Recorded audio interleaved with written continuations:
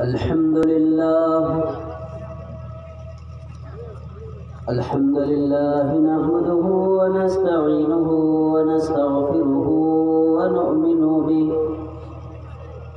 ونؤمن به ونتوكل عليه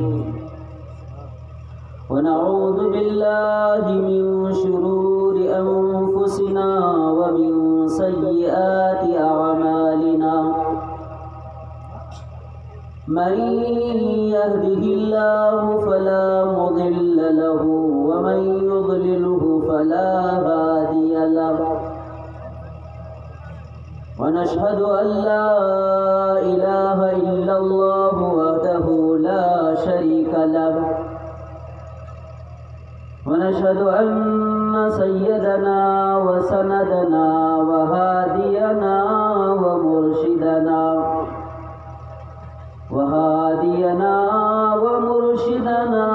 ومولانا محمد وعلى آله وأصحابه أجمعين. أما بعد فأعوذ بالله من الشيطان الرجيم. بسم الله الرحمن الرحيم. فأما من طغى وآثر الحياة الدنيا فإن الجحيم هي المأوى. وأما من خاف مقام ربه ونهى النفس عن الهوى فإن الجنة هي المأوى. صدق الله العظيم وبلغنا رسول النبي الكريم ونحن على ذلك لمن الشاهدين والشاكرين والحمد لله رب العالمين. جو میرا ایک روایتی طرز ہے درود شریف پڑھنے کا، میں پڑھتا ہوں، آپ بھی میرے ساتھ پڑھتے جائیں. اللہم صلی علی محمد وعلی آل محمد کما صلیت علی ابراہیم وعلی آل ابراہیم انک حمید مجید. اللہم بارک علی محمد وعلی آل محمد کما بارکت علی ابراہیم وعلی آل ابراہیم انک حمید مجید. معزز علماء کرام، بزرگان محترم اور پردہ نشین ماں اور بہنیں، اللہ تبارک و تعالی نے ہم اور آپ کو بے شمار نعمتیں عطا فرمائی ہیں. یہ قرآن میں اللہ نے چیلنج کیا ہے کہ میں نے تم کو نعمتیں اتنی دی ہیں کہ تم گن نہیں سکتے. مائک کی آواز کو بڑھا دیجیے گا، اگر ایکو ہے تو لگا دیجیے گا، اتنی طاقت نہیں ہے. بے شمار نعمتیں اللہ تبارک و تعالیٰ نے دی ہیں، اور یہ قرآن کریم میں اللہ پاک نے چیلنج کیا ہے کہ تم میری نعمتوں کو گن نہیں سکتے.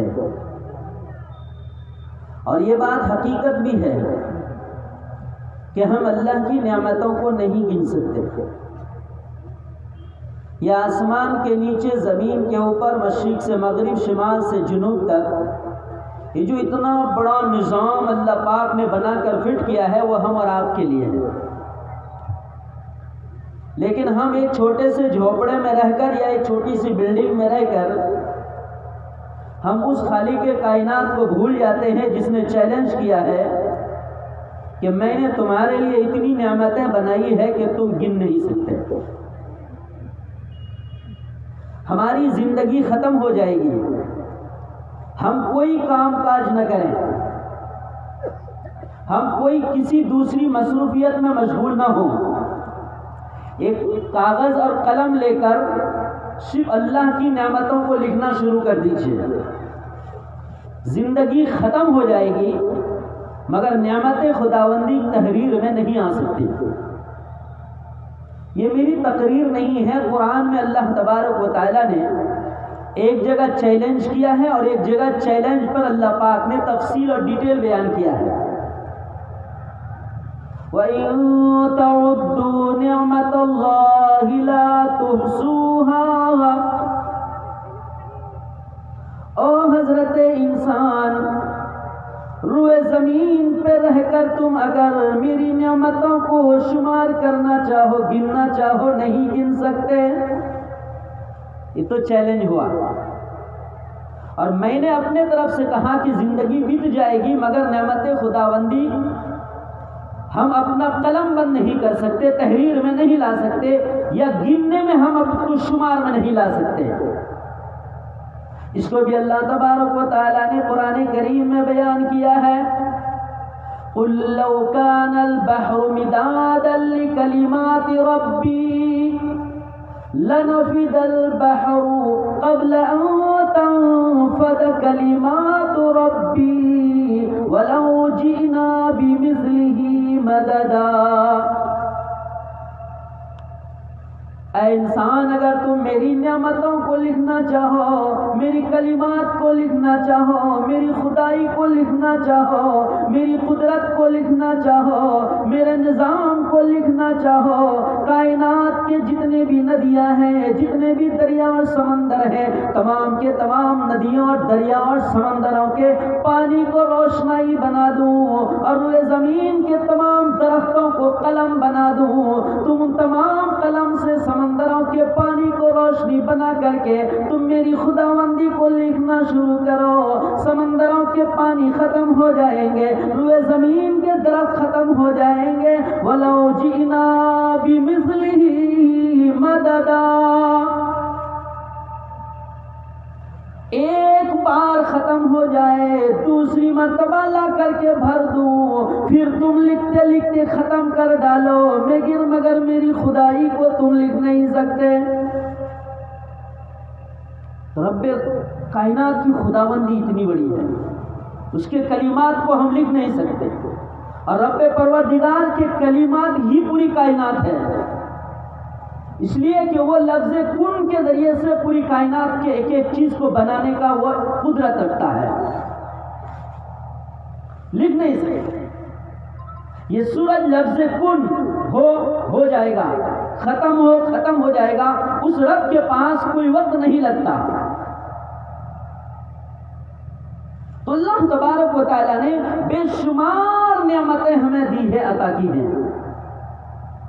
اللہ تبارک و تعالیٰ سر سے پیر تک ہمیں اتنی ساری نعمتیں دی، ہمیں احساس نہیں ہوتا.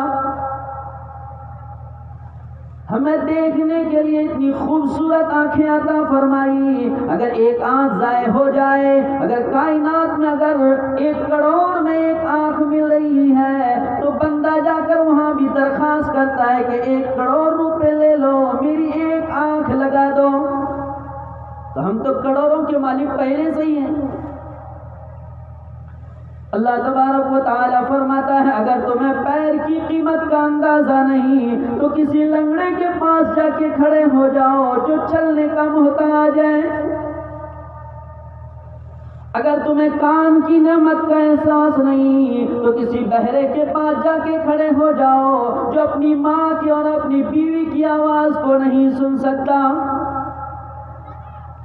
اگر تمہیں دماغ کی نعمت کا اندازہ نہیں لگتا تو کسی پاگل کے پاس جا کے کھڑے ہو جاؤ سماج میں جس کی کوئی قیمت نہیں. اگر تمہیں ہاتھوں کی نعمت کا اندازہ نہیں ہوتا تو بغیر ہاتھ والے کے پاس جا کے کھڑے ہو جاؤ کہ وہ کتنا شدید محتاج ہے. ہم اپنی آنکھوں سے دیکھ لیتے ہیں رب پروردگار کا بڑا کرم ہے، ہم اپنے دونوں کانوں سے سن لیتے ہیں رب پروردگار کا بڑا کرم ہے، ہم اگر دونوں پاؤں سے چل لیتے ہیں رب پروردگار کا بڑا کرم ہے.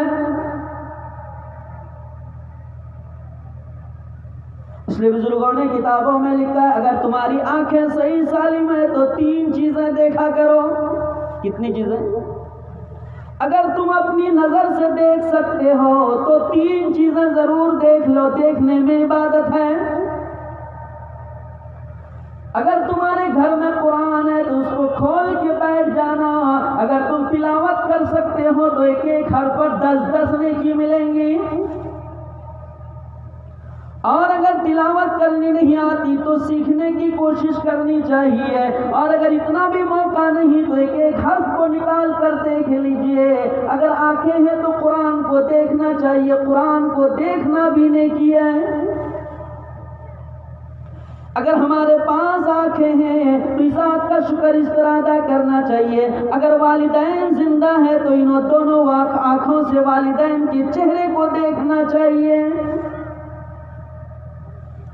مدنی کریم صلی اللہ تعالی علیہ وسلم نے ارشاد فرمایا، اگر کوئی اپنی ماں کو محبت بھری نگاہ سے دیکھ لے تو اسے حج مقبول کا ثواب ملے گا۔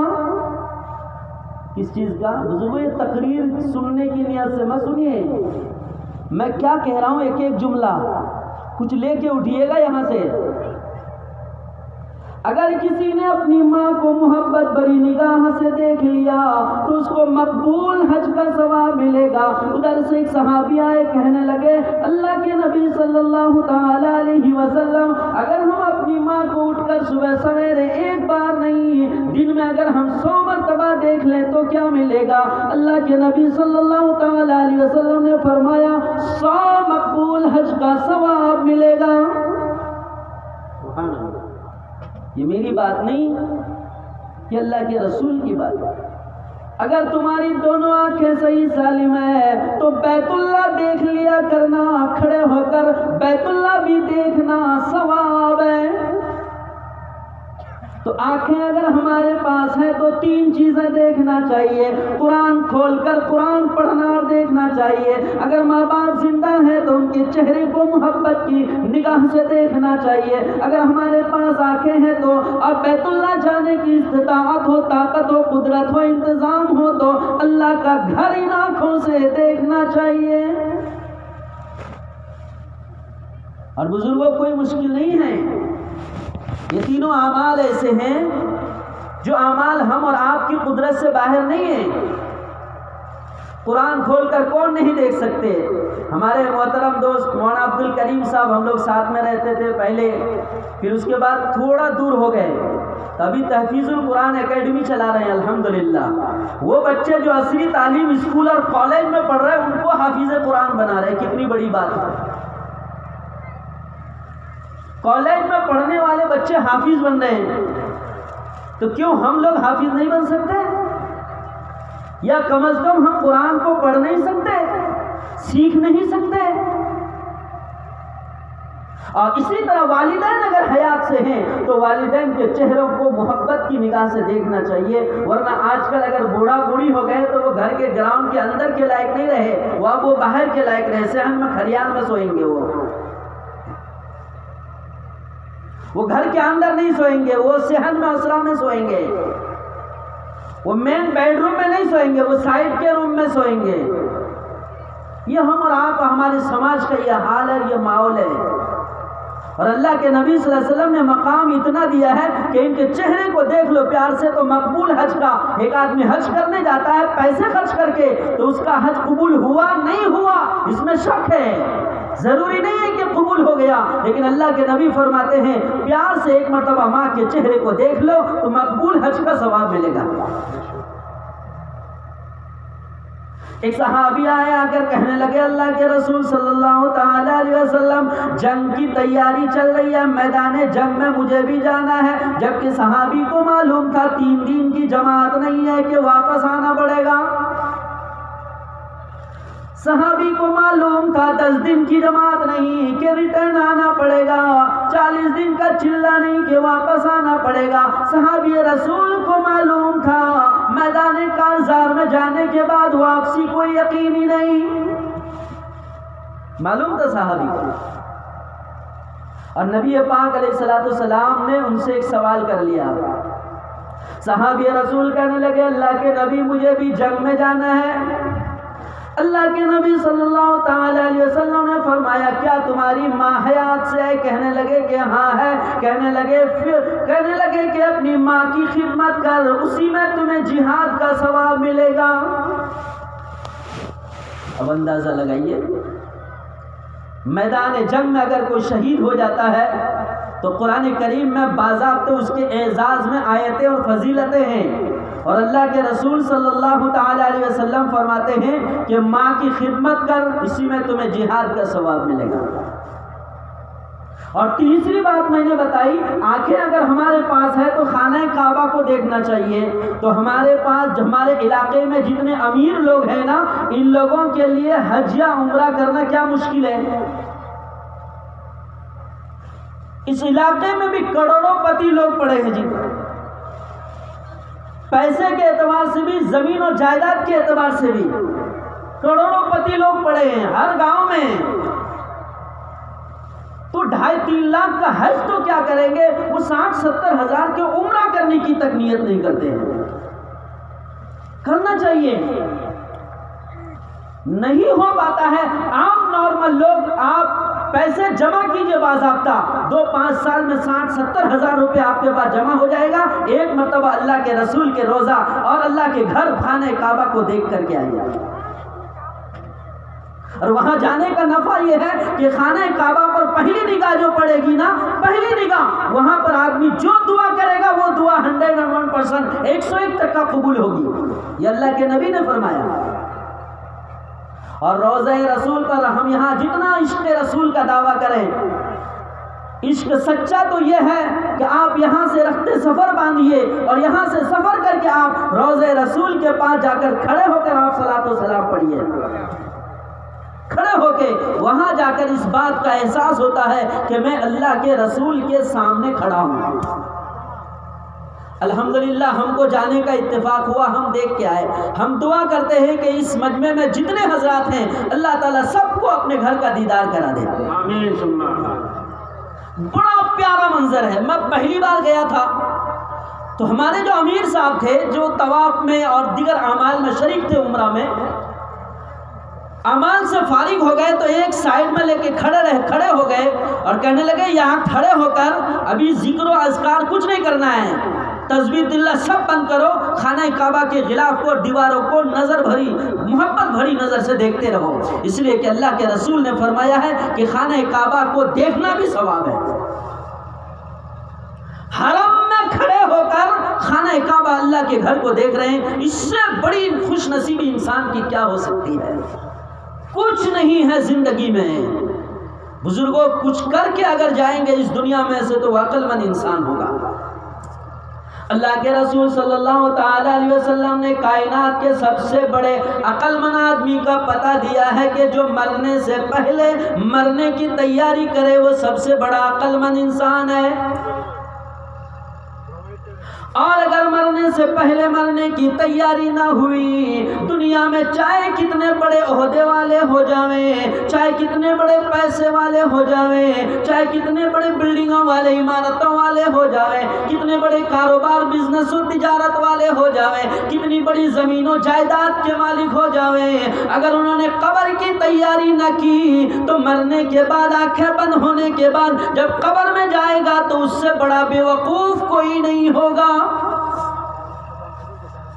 دنیا میں کتنے ہم سمجھدار بن جائیں بزرگوں، میری بات کو ذرا غور سے سنیے گا میں کیا کہہ رہا ہوں۔ ہم جتنے بڑے ہوشیار ہیں یہاں، اگر ہم نے تیاری نہیں کی تو قبر میں ہم سے بڑا بے وقوف کوئی نہیں۔ اگر میں وزیر اعظم بن کر دنیا میں رہوں اور آخرت کی تیاری نہ کی تو قبر میں مجھ جیسے وزیر اعظم سے بڑا بے وقوف کوئی نہیں۔ اگر میں کسی صوبے کا گورنر ہوں، اگر قبر کی تیاری نہ کیا تو قبر میں مجھ سے بڑا بے وقوف کوئی نہیں۔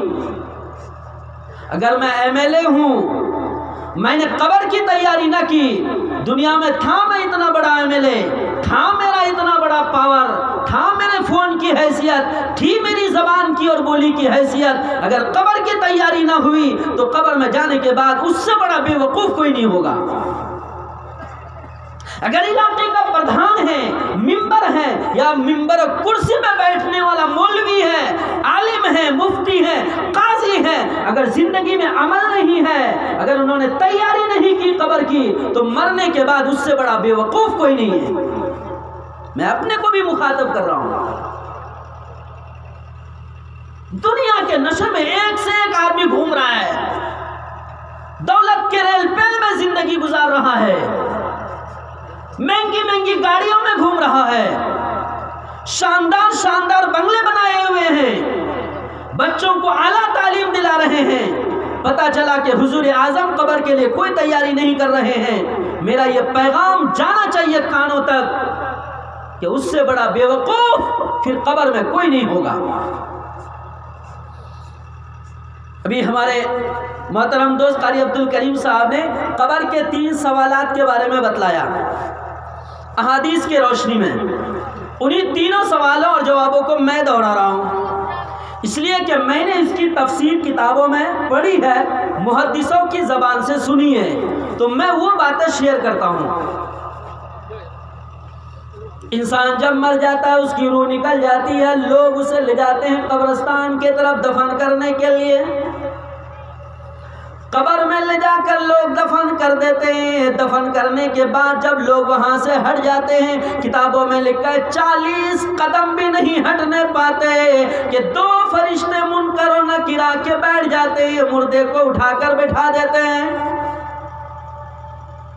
ایک تصور لائیے ذہن میں، اور وہ صرف تصور خیالی نہیں ہے، وہ یقین ہے، مگر دماغ تھوڑا گھمائیے آپ۔ ہم میں کا ہر ایک قبر میں جائے گا۔ ہم نے اگر کل کسی کو کندھا دیا تھا، آج اگر کسی کو کندھا دیا ہے تو کل بھی ہمارا کوئی کندھا دے گا۔ اگر ہم کسی کو قبرستان لے کے گئے تھے تو کوئی ہم کو بھی قبرستان لے جائے گا، یہ تو سب کو یقین ہے۔ قبر میں چلے گئے، منکر و نکیر اٹھا کر بٹھا دیے، 3 سوالات کر رہے ہیں۔ اللہ کے نبی صلی اللہ تعالی علیہ وسلم نے فرمایا کہ قبر میں 3 سوالات ہوں گے۔ آخرت کی منزلوں میں قبر پہلی منزل ہے۔ جو آخرت کی پہلی منزل میں پاس ہو جائے گا، وہ باقی دیگر منزلیں اس کے لیے آسان ہوتی جائیں گی۔ قبر کی پہلی منزل میں اگر پاس ہو گیا تو اور دیگر منزلوں میں بھی پاس ہونے کا چانس ہے۔ اسی کو اللہ کے نبی نے پہلی منزل میں جو پاس ہو گیا تو باقی پھر میدان حشر میں جو بھی حساب و کتاب ہے، اعمال تلنے کے لیے ترازو ہے، پلسرات ہے، پھر جنت و جہنم کا فیصلہ، یہ سب نارمل ہو جائے گا، آسان ہو جائے گا، جبکہ قبر کا مرحلہ آسان ہو۔ اور قبر میں 3 مرحلے ہیں۔ پہلا سوال فرشتہ اٹھا کر یوں کہے گا، من ربک، تیرا رب کون ہے؟ یہ بڑی گہری بات بتا رہا ہوں جو آپ سب کے ذہن و دماغ میں بیٹھ جائے گی انشاءاللہ، اور آج رات کو جا کر بستر میں تکیہ میں سو کر اپنی بیوی مشوار میں شیئر کیجئے اس بات کو۔ صبح بچوں کے بعد بیٹھیں گے تو بچوں سے بات کیجئے۔ فرشتے کہیں گے من ربک، تمہارا رب کون ہے؟ فرشتے دوسرا سوال کریں گے وما دینک، تمہارا مذہب کیا ہے؟ اور اس کی قبر سے لے کر کے روضہ اقدس نبی پاک علیہ السلام کے مزار تک پردہ ہٹا دیا جائے گا، اور سوال ہوگا من ھذا الرجل، یہ آدمی کون ہے؟ کتنے سوالات ہو گئے؟ 3۔ اب میں اپنی طرف سے ایک بات کہتا ہوں، 3 سوالات ہم میں سے ہر ایک کو معلوم ہے، اگر نہیں تھا تو یاد تو ہو گیا نا۔ پہلا سوال تمہارا رب کون ہے، دوسرا سوال تمہارا مذہب کیا ہے، تیسرا سوال نبی کی طرف اشارہ کر کے سوال ہوگا یہ آدمی کون ہے۔ 3 سوال۔ اچھا، تینوں سوالوں کے جواب بھی 99% لوگوں کو یاد ہے۔ فرشتہ سوال کرے گا من ربک، تمہارا رب کون ہے؟ ہم کہہ دیں گے ربی اللہ، ہمارا رب کون ہے؟ اللہ ہے۔ فرشتہ دوسرا سوال کرے گا وما دینک، تمہارا مذہب کیا ہے؟ ہم کہہ دیں گے ہمارا مذہب اسلام ہے، اور یوں کہا جائے گا کہ من ھذا الرجل، یہ آدمی کون ہے؟ ہم کہہ دیں کہ میرے پیغمبر ہے، میرا نبی ہے۔ تو سوال بھی معلوم حضرت، جواب بھی معلوم، تو کب آخرت کی پہلی منزل کا معاملہ آسان ہوا کہ نہیں ہوا؟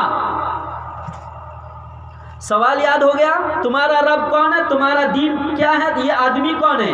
تو جواب ہوا ہمارا رب اللہ ہے، ہمارا دین مذہب ہمارا اسلام ہے، اور یہ آدمی ہمارے پیارے پیغمبر صلی اللہ علیہ وسلم ہے۔ تو ہر آدمی پاس ہو جائے گا۔ جب پاس ہو گیا تو آخرت کی ساری منزلیں بھی آسان ہوتی جائیں گی۔ مگر اس حدیث میں محدثین لکھتے ہیں یہ کوئی بولنے اور سننے کی بات نہیں ہے۔ جب انسان لے جا کر قبر میں دفنا دیا جائے گا، فرشتہ اٹھا کر سوال کرے گا من ربو کا، تیرا رب کون ہے؟ بولنا چاہے گا، آواز نہیں نکلے گی۔ غیب سے آواز آئے گی، اے میرے فرشتوں تم نے کون سا سوال کر لیا، کیوں جواب دے گئے؟ ساری زندگی میری مرضی کے خلاف گزاری، من چاہی زندگی گزاری، رب چاہی زندگی نہ گزاری، میرے حکموں کو توڑا، میرے فرمان کو چھوڑا، میری عبادتوں کو چھوڑا ہے، آج میں اپنا پاکیزہ نام اس کی گندی زبان سے نکلنے نہیں دوں گا۔ پھنس گئے، بغیر نماز پڑھے بھی چلے جائیں گے جنت میں، ڈکیتی دے کر بھی جنت میں چلے جائیں گے، چوری کر کے بھی جنت میں چلے جائیں گے، زمین دبا کر بھی جنت میں چلے جائیں گے، غریبوں کے خون پسینے کھا پی کر بھی جنت میں چلے جائیں گے، پڑوسیوں کو ستا کر بھی جنت میں چلے جائیں گے۔ جنت اتنی سستی ہے؟ میرے حکموں کو توڑا ہے، خبردار میرا پاکیزہ نام اس کی گندی زبان سے نکلنے نہیں دوں گا۔ فرشتہ دوسرا سوال کرے گا وما دینک، تمہارا مذہب کیا ہے؟ بولنا چاہے گا مگر بول نہ سکے گا۔ فرمان آئے گا، اوپر سے آواز آئے گی، انہوں نے مذہب اسلام کے مطابق زندگی نہ گزاری، انہوں نے اسلام و شریعت کے حساب سے زندگی نہ گزاری، آج میں اپنے اسلام کا پاکیزہ نام اس کی گندی زبان سے نکلنے نہیں دوں گا۔ پھنس گئے۔ نبی پاک علیہ السلام کے روضے کے طرف پردہ ہٹا کر اشارہ ہوگا من ھذا الرجل، یہ آدمی کون ہے؟ اور یہ جو سوال ہوگا نا، یہ عربی کا لفظ ہے من ھذا الرجل، یہ آدمی کون ہے؟ اور وہ کوئی دوسرے پیغمبر نہیں ہوں گے کہ جی موسیٰ علیہ السلام ہیں یا عیسیٰ علیہ السلام ہیں یا آدم علیہ السلام ہے یا نوح علیہ السلام ہے، تو کنفیوژن ہو رہا ہے کہ جی کیا بولوں۔ نہیں، وہ کنفرم 101% وہ نبی صلی اللہ علیہ وسلم یہ ہوں گے، بولنا چاہے گا لیکن بول نہ سکے گا۔ اللہ کی طرف سے آواز آئے گی خبردار، میں نے اتنا حسین پیارا پیغمبر، اتنا پیارا رسول، پیارا نبی میں نے انہیں دیا تھا، مگر انہوں نے اپنی زندگی اپنے پیارے نبی کے طریقے کے مطابق نہ گزاری۔ میں اپنے محبوب پیارے نبی کا نام ان کی گندی زبان سے نکلنے نہیں دوں گا۔ اچھے اچھے حاجی، نمازی، مولوی، مفتی، تبلیغی، امیر، غریب، ایم ایل اے، پردھان، گورنر، اچھے اچھے پھنس جائیں گے بزرگوں وہاں پر۔ ایک آدمی اگر ہماری دکان میں کلیئر نہ ہو تو ہم نہیں رکھتے، ایک آدمی اگر کمپنی میں گڑبڑ کرے تو ہم اسے نہیں رکھتے، اس کی پکڑ دھکڑ کرتے ہیں، اور ایسی زندگی، اجڑی ہوئی زندگی لے کے قبر میں چلے جائیں گے، اللہ تبارک و تعالیٰ یوں ہی پاس کر دے گا؟ جی آخرت اتنی آسان اور اتنی سستی نہیں ہے، اس لیے بزرگوں اپنے زندگی کے رخ کو صحیح کرنا پڑے گا، ہر حال میں کرنا پڑے گا۔ یہ ہر ایک کا پرسنل مسئلہ ہے، میرا نہیں ہے۔ میرا مسئلہ میرے ساتھ، آپ کا مسئلہ آپ کے ساتھ ہے۔ آپ کو اگر پاس ہونا ہے تو آپ کو تیاری کرنی پڑے گی جی ایگزام میں، بچہ آپ کو سولو کرنا پڑے گا، لکھنا آپ کو پڑے گا، جواب آپ کو دینا ہے۔ میرے سوال کا جواب میں دوں گا، آپ کے سوال کا جواب آپ کو دینا پڑے گا۔ کیا تیاری چل رہی ہے ہماری؟ اس لیے ایک بزرگ نے فرمایا اپنے ایمان کو ٹٹول کر دیکھو کہ تمہارے پاس ایمان کتنا ہے. یوں ہی لا الہ الا اللہ محمد الرسول اللہ پڑھ لیا اور خوش ہے کہ جی ہم مسلمان، ہمارے باپ مسلمان، ہمارے دادا مسلمان، ہمارے پردادا مسلمان، ہمارے لکڑ دادا مسلمان، ہمارے پکڑ دادا مسلمان، اور ایک سلسلہ چلتا رہتا ہے، وہ مسلمان، وہ مسلمان، وہ مسلمان. نہیں کام چلتا ہے. ورنہ اگر مسلمانوں کی مسلمانی نسبت سے اگر نجات مل جاتی تو پھر پیغمبر آدم علیہ السلام کی نسبت ان کے بیٹے کے ساتھ، بیٹے کی نسبت باپ پیغمبر کے ساتھ. لیکن قرآن فیصلہ کرتا ہے باپ جنت میں، بیٹا جہنم میں. نسبت کام نہیں آتا. حضرت آدم علیہ السلام پیغمبر ہے، بیٹا قابیل قاتل ہے. اللہ نے فیصلہ کر دیا باپ پیغمبر جنت میں، اس کا سگا بیٹا جہنم میں. نام نہیں چلتا صرف کہ جو میں حاجی صاحب کا بیٹا ہوں، وہ بھی پیغمبر کے بیٹے ہیں. نوح علیہ السلام کا زمانہ دیکھیے کہ باپ عظیم پیغمبر ہے، بیٹا کافر ہے. طوفان آیا، بڑا سیلاب آیا، بڑے بڑے پہاڑ بھی ڈوب گئے. صرف ایمان والوں کو نوح علیہ السلام نے کشتی میں لے لیا اور کشتی کے باہر نافرمان کافر بیٹا ڈوب رہا ہے، اٹھ رہا ہے، ہچکولے کھا رہا ہے، موجوں کے ساتھ کھیل رہا ہے. ابا محترم کہنے لگا بیٹا آج اس کشتی کے علاوہ کہیں پر تمہاری امن نہیں، کہیں پر تمہیں سکون نہ ملے گا، نجات نہ ملے گی. آ جاؤ میری کشتی میں سوار ہو جاؤ مجھے مان کر. بیٹا یوں کہنے لگا ابا میں پہاڑی کے اوپر چڑھ جاؤں گا. ابا کہنے لگا بیٹا کیا آج پہاڑی پر بھی نجات نہ ملے گی؟ تو باپ بیٹے کا رشتہ ہے نا، تو باپ کی محبت غالب آئی بیٹے کے لیے. چونکہ بیٹا کو ڈوبتے اٹھتے دیکھ رہے ہیں، فوراً ہاتھ اٹھا دیا، پروردگار یہ میرا بیٹا ہے، یہ ڈوب رہا ہے، اٹھ رہا ہے، یہ موجوں کے ساتھ کھیل رہا ہے، اے پروردگار اس کو نجات دے دے. اللہ تبارک و تعالیٰ نے فرمایا انہو لیس من اہلک. اے پیغمبر ہاتھ نیچے کر لو، یہ آپ کے خاندان کا نہیں ہے. انہو لیس من اہلک. اہل منا بدنا کہتے ہیں نا تمہارے اہل و عیال کیسے ہیں، یعنی گھر والے.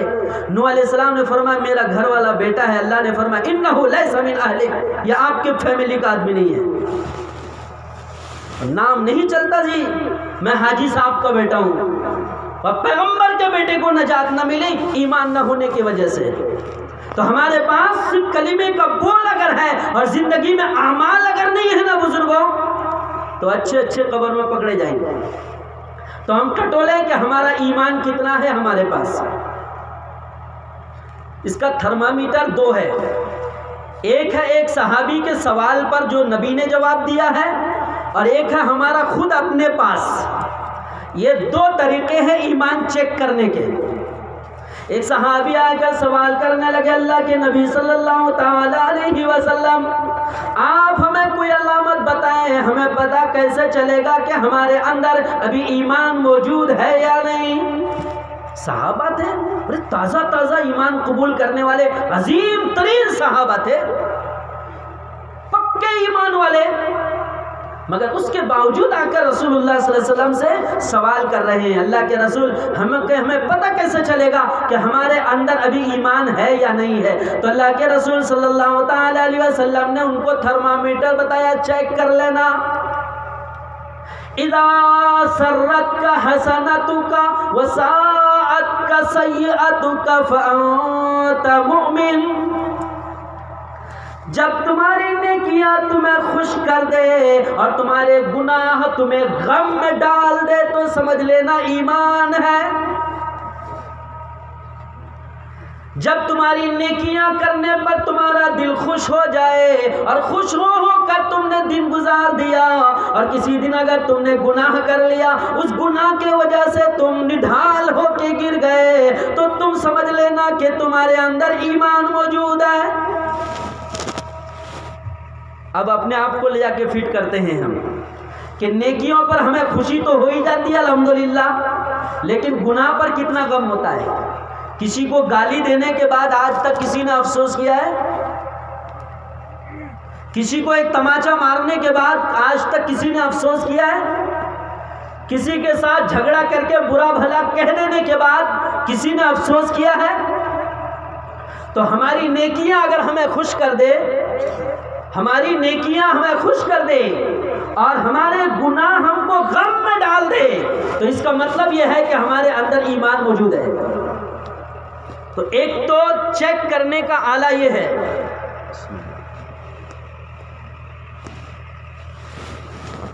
اور دوسرا چیک کرنے کا آلہ خود ہمارے پاس موجود ہے، وہ یہ ہے کہ ہمارا ایمان فجر کی نماز میں ہمیں جگاتا ہے کیا؟ بھائی سن رہے ہیں میرے بات؟ میرے طرف دیکھ رہے ہیں؟ واہ کیا بات ہے! واہ یہ میری تقریر نہیں ہے بزرگوں، آپ مجھے بھول جائیے، میں باتیں کیا کہہ رہا ہوں، میں آپ کے سامنے ایک بچہ ہوں، لیکن باتیں وہ کہہ رہا ہوں جو آپ کے دل کی ہے اور آپ کے سمجھ کی ہے۔ آپ ان باتوں کو ٹھکرا نہیں سکتے۔ اگر ہمارا ایمان ہم کو فجر میں اٹھا کر مسجد میں لے کے آتا ہے تو اس کا مطلب یہ ہے کہ ہمارا ایمان وہ موجود ہے جو ایمان اللہ اور اس کے رسول کو مطلوب ہے۔ اور اگر فجر کی نماز میں ہمارا ایمان ہم کو مسجد نہیں لاتا ہے تو ہم خود چیک کر لیں کہ جی ہم کتنے بڑے مومن ہیں۔ اسی کو ایک بزرگ نے اس طرح کہا ہے کہ تمہارا وہ ایمان جو تمہیں نرم گرم بستر سے اٹھا کر فجر کے لیے مسجد میں نہ لا سکا، اگر تم مر جاؤ گے تو تمہارا وہ ایمان قبر سے اٹھا کر جنت میں کیسے لے جائے گا؟ لے جائے گا؟ وہ ایمان جو ہمیں بستر سے مسجد نہ لا سکا، وہ ایمان قبر سے جنت میں کیسے لے جائے گا؟ یہ ہم اور آپ کی بات ہے، ہم اور آپ کے دل کی آواز ہے جو ہر ایک کو سوچنے پر مجبور کر دیتا ہے۔ ایک بزرگ سے کسی نے پوچھا کہ حضرت مرنے کی تیاری کب کریں؟ کیا کہا؟ بولیے کیا کہا؟ مرنے کی تیاری کب کریں؟ حضرت نے فرمایا کہ مرنے سے ایک دن پہلے تیاری کر لو۔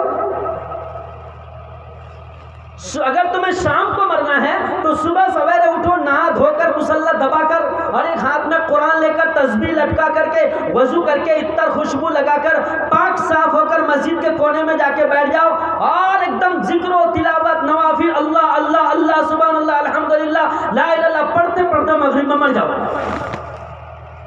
صبح موت ہے تو شام کو بیٹھ جاؤ، ایک دن پہلے ایسا کر لو، اس لیے کہ حدیث میں اللہ کے رسول نے فرمایا انما الاعمال بالخواتیم، آخری عمل کا اعتبار ہے۔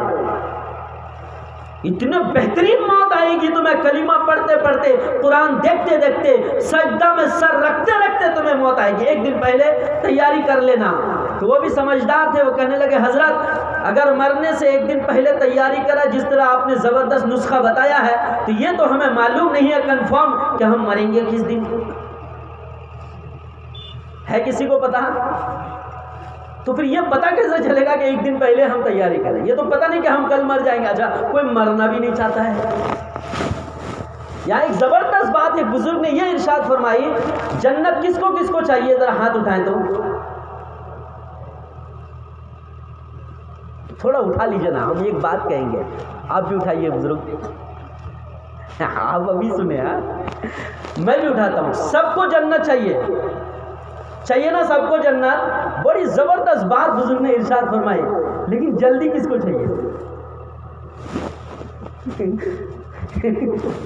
جلدی کس کو چاہیے؟ وہ ہاتھ اٹھائے، کل چاہیے؟ کمال ہے، باتیں بڑوں کی باتیں بڑی رہتی ہے۔ جنت سب کو چاہیے لیکن جلدی کسی کو نہیں چاہیے۔ اسکیم چاہیے جلدی، اسکیم چاہیے جلدی چاہیے، ہمارا بھتہ کا پیسہ چاہیے جلدی چاہیے، راشن کارڈ چاہیے جلدی چاہیے، آدھار کارڈ چاہیے جلدی، اچھا نوکری چاہیے جلدی چاہیے، جنت چاہیے مگر جلدی نہیں۔ کیا بات ہے، کسی کو جلدی نہیں چاہیے۔ اس دنیا کو ہم نے کیا سمجھا ہے؟ اچھا ایسا نہیں کہ میں کوئی فرشتہ بیٹھا ہوں مجھے بھی جلدی نہیں چاہیے، دل کی بات ہے یہ، بلا وجہ یہاں بزرگی بخار کے فائدہ کیا؟ میں بھی نہیں چاہتا ہوں صبح میں مر جاؤں. میرا بھی جی ہے، میرے بچے ہیں، بیوی ہے، بڑے ہو جائے، جوان ہو جائے، ٹھکانے لگ جائے، مدرسہ کھولوں، چلنے کے چلانے کے لائق ہو جائے، 2-4 کو کھلا لوں، میں خود کھا لوں. ہر ایک کے دل کی بات ہے یہ.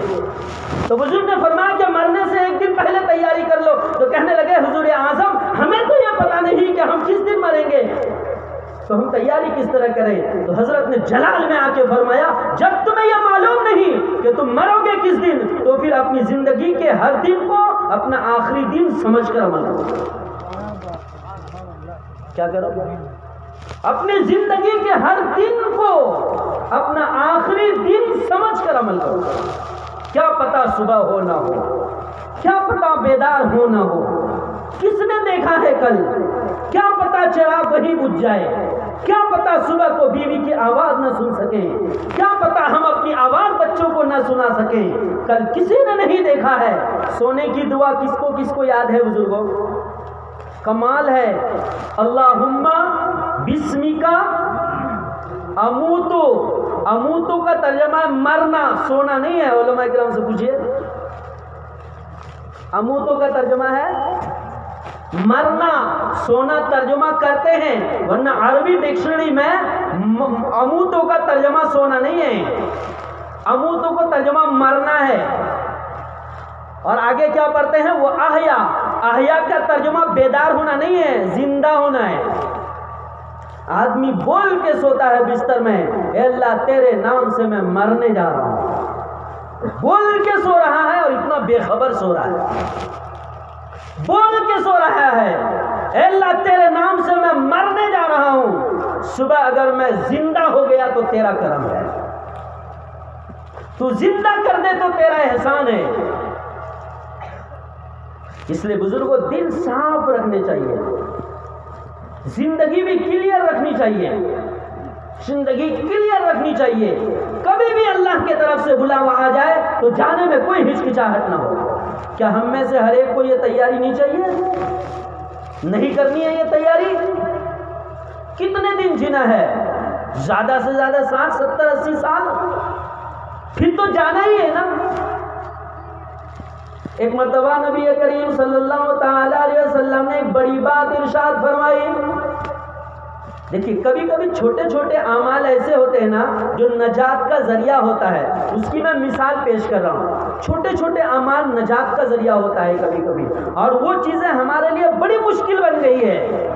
اور احادیث کا پیغام بزرگوں قیامت تک کے لیے ہے. اگر ہم نے کسی چیز کو مضبوطی سے پکڑ لیا نا تو بیڑا پار ہو جائے گا انشاءاللہ. اور اسی کو کہتے ہیں عقل مند آدمی ہے جو مرنے سے پہلے مغفرت کی چیزوں کو چن چن کے پکڑ کے عمل کرے کہ کن کن چیزوں پر اللہ کے رسول نے مغفرت کی باتیں کی ہے. نبی پاک علیہ الصلوۃ والسلام مسجد نبوی میں خطاب کر رہے ہیں، تقریر کر رہے ہیں، صحابہ کرام کا ایک بڑا مجمع بیٹھا ہے. اچانک نبی کریم صلی اللہ علیہ وسلم نے فرمایا ابھی ایک جنتی شخص آنے والا ہے. کون آنے والا؟ جنتی شخص آنے والا ہے. کس نے فرمایا؟ نبی نے. تو بات 100% صحیح، چونکہ نبی کہہ رہے ہیں. ابھی ایک جنتی شخص آنے والا. مجمع کے تمام صحابہ حیران ہیں، وہ کون سا خوش نصیب ہوگا. سب ادھر ادھر دیکھ رہے ہیں کہ جس کو نبی پاک علیہ الصلوۃ والسلام نے جنت کا ٹکٹ دیا ہے. اچانک یوں دیکھ رہے ہیں مسجد نبوی کے باہر دروازے کے طرف سے ایک صحابی جلدی جلدی آئے اور اپنی جوتیاں کھول کر اپنے الٹے ہاتھ میں بائیں ہاتھ میں نکال کر ایک سائیڈ میں رکھ دیا، اور وضو کا پانی داڑھی سے ٹپک رہا تھا، سائیڈ میں بیٹھ گئے. ایک دوسری مرتبہ مجلس لگی. پھر تقریر کے دوران، خطاب کے دوران صحابہ کے مجمع میں نبی صلی اللہ علیہ وسلم نے یہی بات ارشاد فرما دی کہ ابھی ایک جنتی شخص آنے والا ہے. صحابہ کرام آج بھی گھور گھور کر دیکھنے لگے کہ کل تو فلاں صحابی آئے تھے، آج دیکھتے ہیں وہ کون سا خوش نصیب بندہ ہے. صحابہ یوں دیکھتے ہیں تھوڑی ہی دیر میں وہی شخص جو کل آئے تھے جلدی جلدی آئے اور اپنی جوتیاں اتار کر اپنے الٹے ہاتھ میں لے کر بائیں ہاتھ میں لے کر سائیڈ میں رکھ دیا، اور داڑھی سے وضو کے پانی کے قطرے ٹپک رہے ہیں، سائیڈ میں بیٹھ گئے. ایک مرتبہ تیسری مجلس نبی صلی اللہ علیہ وسلم کی لگی، صحابہ کرام کا پاکیزہ مجمع ہے، نبی صلی اللہ علیہ وسلم نے پھر وہی بات ارشاد فرما دی کہ اب ایک جنتی شخص آنے والا ہے۔ صحابہ سوچنے لگے کہ دیکھتے ہیں آج وہ کون سا خوش نصیب ہے۔ دیکھتے ہیں اچانک کہ وہی شخص جو پہلے اور دوسرے دن آئے تھے آج بھی وہی آئے ہیں۔ جوتیاں اٹھا کر ایک طرف رکھ دی اتار کر، اور وضو کا پانی داڑھی سے ٹپک رہا ہے، سائیڈ میں بیٹھ گئے۔ مجمع ختم ہو گیا، مجلس ختم ہو گئی۔ مجمع میں ایک صحابی نام ہے حضرت عبداللہ بن عمر رضی اللہ تعالیٰ دل میں ٹھان لیے ہیں کہ کیا بات ہے، ان کی زندگی میں کون سا محبوب عمل ہوگا کہ اللہ کے رسول صلی اللہ علیہ وسلم نے اپنی پاکیزہ زبان سے، زبان نبوت سے، پاکیزہ مجمع جہاں صحابہ کے مجمع میں جنت کا کنفرم ٹکٹ اس شخص کو تقسیم کیا ہے۔ کیا ماجرا ہے، کیا بات ہے کہ رسول اللہ نے 3 دن فرمایا ہے کہ یہ جنتی ہے۔ کوئی زبردست کمال ان کے اندر ضرور ہوگا۔ صحابی رسول حضرت عبداللہ بن عمر رضی اللہ تعالیٰ عنہ کہنے لگے میں دل میں ٹھان لیا کہ میں انہیں چیک کروں گا کہ ان کی زندگی میں کون سا خوبصورت عمل ہے جس کی بنیاد پر اللہ کے نبی نے انہیں 3 دن جنتی کہا ہے۔ جب وہ جنتی صحابی اٹھ کر جانے لگے تو نبی پاک علیہ السلام کے مجمع سے وہی حضرت عبداللہ بن عمر رضی اللہ تعالیٰ اٹھے، ان کے پیچھے پیچھے ان کے گھر تک چلے گئے، اور جا کر روایت میں اتنا لکھا ہے کہ ان کے پاس جا کر یوں کہنے لگے اے میرے بھائی میں 3 دن آپ کا مہمان رہنا چاہتا ہوں، اجازت ہے؟ وہ جنتی صحابی رسول کہنے لگے بھائی اجازت ہے رہ جاؤ۔ حضرت عبداللہ بن عمر رضی اللہ تعالیٰ عنہ 3 دن ان کے پاس ٹھہرے، ان کے گھر میں ٹھہرے، اور ان کو صبح شام، شام سے صبح تک، رات و دن ان کے معمولات چیک کرتے رہے۔ 3 دن مکمل ہو گئے مگر کوئی بھاری عمل نظر نہیں آیا۔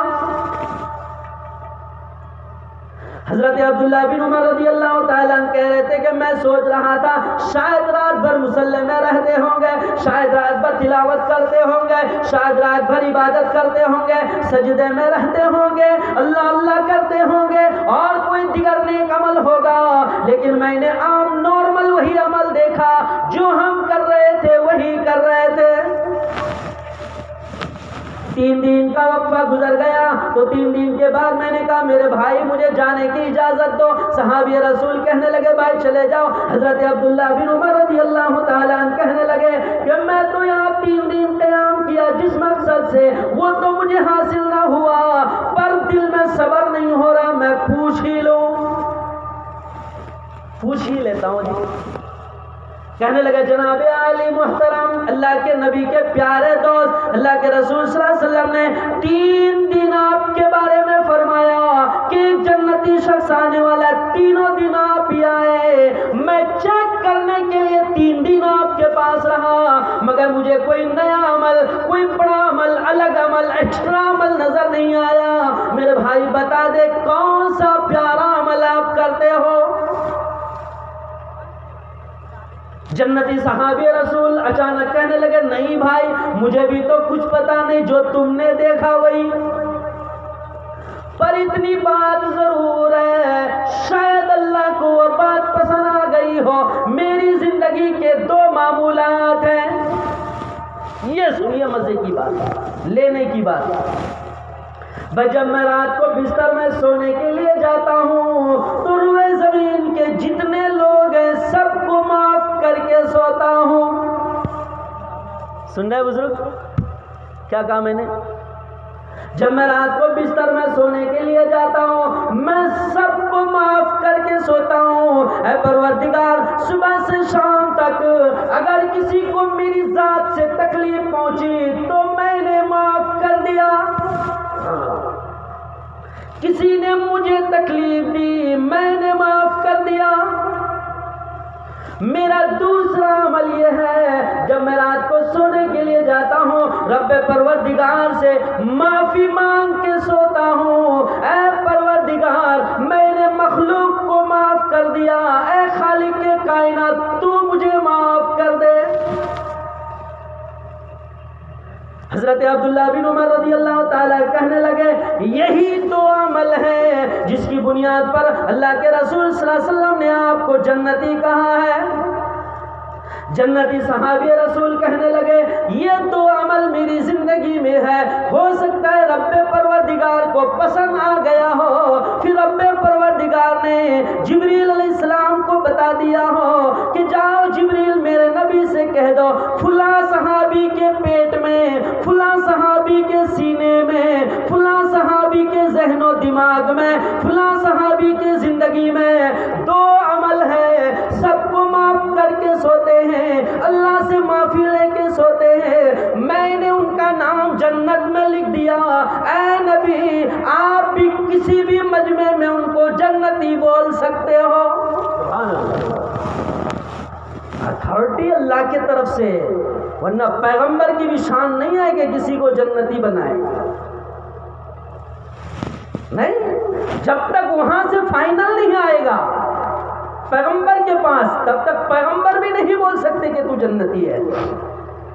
ہو سکتا ہے میرا یہ عمل اللہ کو پسند آ گیا ہو اور اللہ نے جبریل علیہ السلام کے ذریعے سے اپنے نبی کو بتلا دیا ہو کہ اے نبی میں فلاں سے پیار کرتا ہوں، فلاں کا عمل مجھے پسند آ چکا ہے، میں نے معاف کر دیا ہے اور معافی اور جنتی لوگوں میں ان کا نام لکھ دیا ہے، نبی جی آپ کہیں بھی اس کو آپ جنتی کہہ سکتے ہیں۔ دیہات سے ایک صحابی آئے نبی پاک علیہ السلام کے پاس آ کے کھڑے ہو گئے، دیہاتی صحابی ہے، حدیث کے اندر ہے آتا اعرابی، ایک دیہاتی صحابی آئے، آ کر کے سوال کر لیا یا رسول اللہ دلنی علی عمل اذا عملته دخلت الجنہ، اے میرے نبی میں دیہات سے آیا ہوں، دور دراز سے آیا ہوں، میں آپ سے ایک سوال کرنے آیا ہوں، آپ مجھے کوئی ایک عمل بتلا دیجئے کہ اگر میں وہ عمل کر لوں تو جنت میں داخل ہو جاؤں، ایسا عمل بتلا دیجئے۔ دیکھیے بات غور کرنے کی ہے، صحابی کا سوال کتنا بھاری ہے، دلنی علی عمل اذا عملته دخلت الجنہ، مجھے کوئی ایسے عمل کا پتہ بتلا دیجئے میں عمل کروں تو جنت میں چلا جاؤں۔ اب رسول اللہ صلی اللہ علیہ وسلم کو ایسا عمل بتلانا ہے جس سے وہ جنت میں چلے جائیں، تو صحابی کا سوال نبی نے جواب کیا دیا ہے، نبی پاک علیہ السلام نے اس کا جواب دیا ہے ان تعبد اللہ ولا تشرک به شیئا، عبادت صرف اللہ کی کر، اس کے ساتھ کسی کو شریک نہ کر، وَإِنِّي رَسُولُ اللَّهِ، اور مجھے اللہ کا رسول مان، توحید کا اقرار